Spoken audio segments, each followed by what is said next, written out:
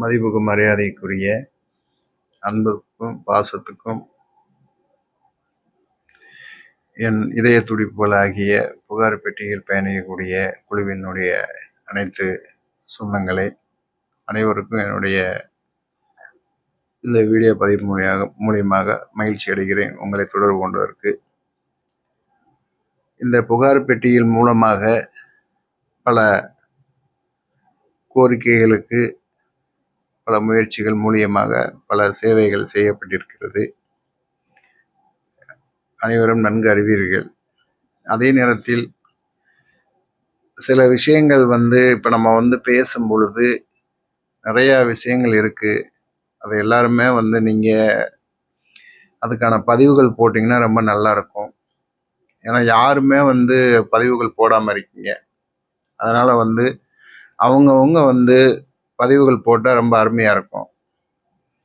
இப்போ ஒரு புகாருக்கோ இல்லை ஒரு பொதுவியல் தீர்வுக்கோ ஒரு விவாதம் நடக்குது அப்படின்னு சொன்னால் அது சம்மந்தமாக நீங்கள் பதிவு போட்டிங்கன்னா அதை விவாதிச்சிங்கன்னா ரொம்ப அருமையாக இருக்கும். ஏன்னா யாருமே அதுக்கு என்ன பதில் கொடுக்காம ரொம்ப அமைதியாக இருக்கிறீங்க. அப்படி இருந்தால் எப்படி அதை நம்ம பேச முடியும் சொல்லுங்கள்.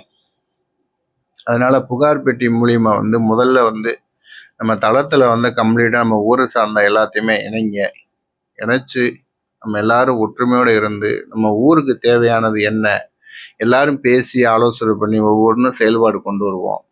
அதனால் நீங்கள் எல்லாருமே கோஆப்ரேட் பண்ணுங்கள்.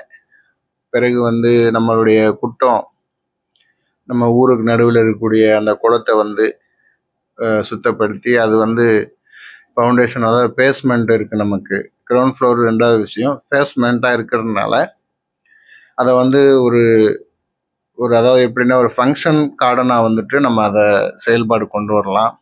பிறகு மரங்கள் நம்ம ஊரில் வீடுகள் முன்னாடி காடுகள் எல்லா இடத்துலையுமே எவ்வளோ மரங்களை நட முடியுமா நடுங்க.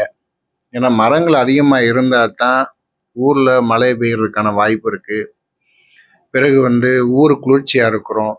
வெப்ப காலங்கள் எல்லாம் குளிர்ச்சியாக இருக்கும்.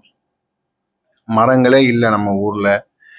ஏன்னா நிறைய இடங்கள்ல மரம் தான் மனிதனுக்கு ஒரு பெரிய ஒரு மருத்துவம் அப்படிங்கிற அடிப்படையில் கண்டிப்பாக நம்ம ஊருக்கு மெயின் ரோடாக இருக்கட்டும், காடுகளாக இருக்கட்டும், வீடுகளுக்கு முன்னாடி மரங்களை தயவு செய்து வளருங்க. பிறகு யாரோ பேசுகிறாங்க அப்படின்னு அமைதி காக்க வேணாம். எல்லாரும் ஒவ்வொரு விஷயத்த எல்லாரும் ஒற்றுமையோடு செயல்பட்டு நம்ம ஊருக்கு பல நல்ல விஷயங்களை நம்ம செயல்படுத்துவோம். மற்றபடி அடுத்த பதிவில் வர்றேன்.